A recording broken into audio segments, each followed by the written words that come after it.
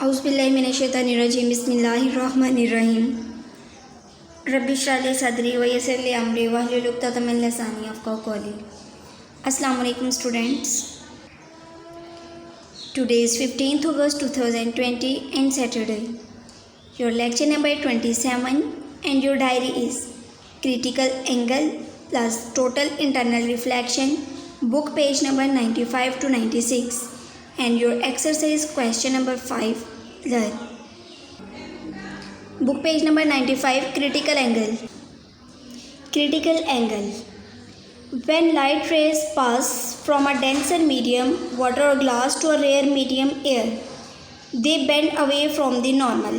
हमने ये पहले पढ़ा है कि जब लाइट रेज डेंसर मीडियम से रेयर मीडियम की तरफ मूव करती हैं तो जो रेज होती हैं वो बेंड हो जाती हैं अवे फ्रॉम द नॉर्मल से। ये हमारे पास डायग्राम है, ये देखिए कि क्या है, वो डेंसर मीडियम की तरफ मूव किया है, डेंसर मीडियम से वाटर से एयर की तरफ मूव किया है। तो जब ये मूव करेगी तो अवे फ्रॉम द नॉर्मल, यानी कि अगर नॉर्मली वो मूव करती तो फिर ये सीधी इस डॉटेड लाइन की तरफ जानी थी, लेकिन ये अभी अवे फ्रॉम द नॉर्मल जा रही है। तो इसलिए हम कहते हैं कि जब लाइट जो है वो पास होती है डेंसर मीडियम से रेयर मीडियम की तरफ तो इसका जो बेंडिंग है अवे फ्रॉम द नॉर्मल होती है। The angle of refraction is greater than the angle of incidence. तो इस वजह से हम कहते हैं एंगल ऑफ रिफ्रैक्शन जो है वो बड़ा होता है एंगल ऑफ इंसिडेंस से।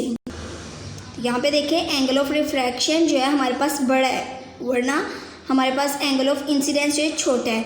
अगर ये नॉर्मली मूव करती तो एंगल ऑफ रिफ्रैक्शन जो है इतना होना था, यानी सेम होना था एंगल ऑफ इंसिडेंस से। तो ये अब away from the normal move कर रही है, जिसकी वजह से एंगल ऑफ रिफ्रैक्शन हमारे पास बड़ा है और एंगल ऑफ इंसिडेंस छोटा है। ये एमसीक्यूज़ में भी आ सकता है कि जब लाइट जो है डेंसर मीडियम से रेयर मीडियम में जाएगी तो वो कैसे मूव करेगी, नहीं bend away from the normal आएगा। ये इस तरह एमसीक्यूज़ आ सकता है, और एक इस तरह भी कि एंगल ऑफ रिफ्रैक्शन जो है फिर कैसा होगा, यानी वो ग्रेटर होगा या स्मॉलर होगा। तो एंगल ऑफ रिफ्रैक्शन ग्रेटर होता है एंगल ऑफ इंसिडेंस से जब away from the normal move करते हैं तब। If the angle of incidence is gradually increased, और अगर एंगल ऑफ इंसिडेंस इंक्रीज होता जाता है, ग्रेजुअली होता है आहिस्ता आहिस्ता, तो यानी आहिस्ता आहिस्ता अगर ये इंक्रीज होता जाएगा, अ stage will come when maximum refraction occurs. तो जब angle of incidence slowly increase होता जाएगा तो एक ऐसी स्टेज आएगी जब रिफ्रैक्शन जो है ज़्यादा से ज़्यादा हो जाएगा, and the angle of refraction becomes 90 degree. तो फिर एंगल ऑफ रिफ्रैक्शन जो है उसका एंगल कितना हो जाएगा, 90 डिग्री हो जाएगा। किस वजह से ये हो रहा है, जब एंगल ऑफ इंसिडेंस इंक्रीज होगा, ग्रेजुअली इंक्रीज होगा। Here the refracted ray becomes parallel to the surface of the refracting medium. तो फिर क्या होगा, रिफ्रैक्टेड रे जो है वो और रिफ्रैक्टिव मीडियम के सर्फेसिस पे जो लाइंस होंगी, रेज होंगी, वो पैरेलल हो जाएंगी। The angle of incidence for which the angle of refraction is 90 is called the critical angle. ये हमारे पास क्रिटिकल एंगल की डेफिनेशन है यहाँ से।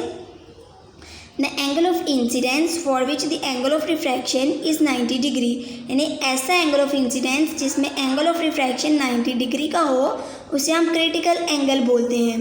और इसे डिनोट किससे करते हैं, it is denoted by C, capital C है।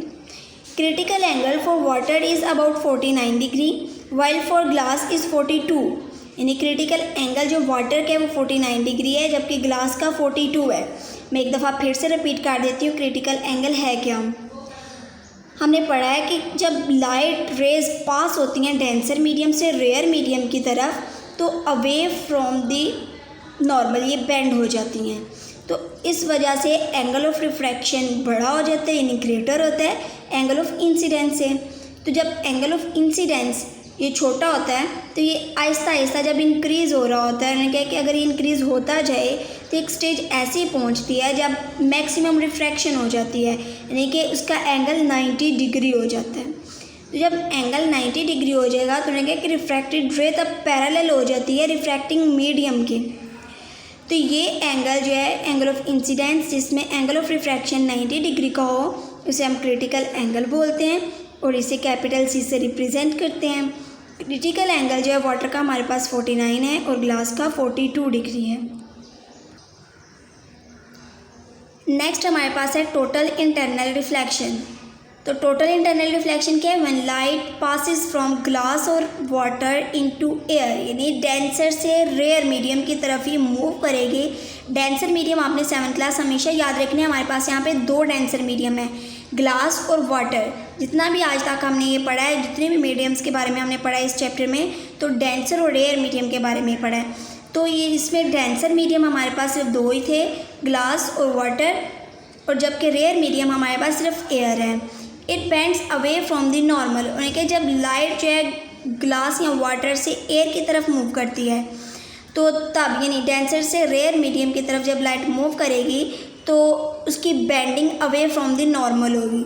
But when angle of incidence is greater than the critical angle, लेकिन तब क्या होगा कि एंगल ऑफ इंसिडेंस बड़ा होगा क्रिटिकल एंगल से, सी से। The light rays reflected back into the same denser medium, तो जब एंगल ऑफ इंसिडेंस बड़ा होगा क्रिटिकल एंगल से तो लाइट जो है अपनी किसी भी चीज़ के साथ टकराएंगी और वापस आ जाएंगी, यानी डेंसर मीडियम के साथ टकराएंगी और वापस जब रिफ्लेक्ट करेंगी तो वापस डेंसर मीडियम में आएंगी। यानी इसमें क्या है कि टोटल इंटरनल रिफ्लेक्शन में डेंसर मीडियम से रेयर मीडियम की तरफ लाइट मूव करेगी और नॉर्मल से अवे होगा इसकी bending. But when angle of incidence, और लेकिन क्या है कि जब एंगल ऑफ इंसिडेंस बड़ा हो जाता है क्रिटिकल एंगल से तो लाइट रिफ्लेक्ट होके दोबारा डेंसर मीडियम में आ जाएगी।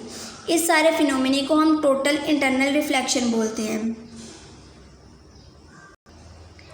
फॉर एग्जांपल यहाँ देखें, टोटल इंटरनल रिफ्लेक्शन है, तो टोटल इंटरनल रिफ्लेक्शन की हमारे पास लाइट सोर्स है, यानी कि यहाँ से लाइट की रेज निकल रही हैं। ये हमारे पास ग्लास है, ये जो बॉक्स बना हुआ है, और बाहर एयर है। तो हमने कहा था ये डेंसर से रेयर मीडियम की तरफ मूव करेगी तो एंगल ऑफ इंसिडेंस इसका ज़्यादा होगा, जिसकी वजह से ये सरफेस से टकराएगी और वापस मुड़ जाएगी फिर से ग्लास में ही, यानी डेंसर मीडियम में। तो ये देखें यहाँ पे जितनी भी लाइट सोर्सेज हैं वो मूव किए हैं यहाँ से, ये देखें इसकी बेंडिंग जो है वो क्या है, ऊपर चली गई है, कुछ सीधी चली गई है, कुछ नीचे को मूव कर रही है। यानी ज़्यादा चांसेस क्या होते हैं कि लाइट जो है वो अपने मीडियम के साथ टकराती है, एयर मीडियम के साथ वो टकराई है और फिर वापस आ गई है। ये देखिए तो ये ग्लास मीडियम की तरफ आ गई है, यानी डेंसर मीडियम की तरफ आ गई। इस सारे फिनोमिनों को हम टोटल इंटरनल रिफ्लेक्शन बोलते हैं। नेक्स्ट है total internal reflection takes place only when. अब टोटल इंटरनल रिफ्लेक्शन कब होता है? तो ये क्या है, 2 कंडीशन है इसकी। Light passes from a denser medium, जब लाइट डेंसर मीडियम में वाटर और एयर से रेयर मीडियम में जाती है तब टोटल इंटरनल रिफ्लेक्शन होता है, क्योंकि डेंसर मीडियम से जब वो गुजर के रेयर मीडियम में जाएगी तो लाइट रेयर मीडियम के साथ टकरा के वापस डेंसर में ही आ जाएगी।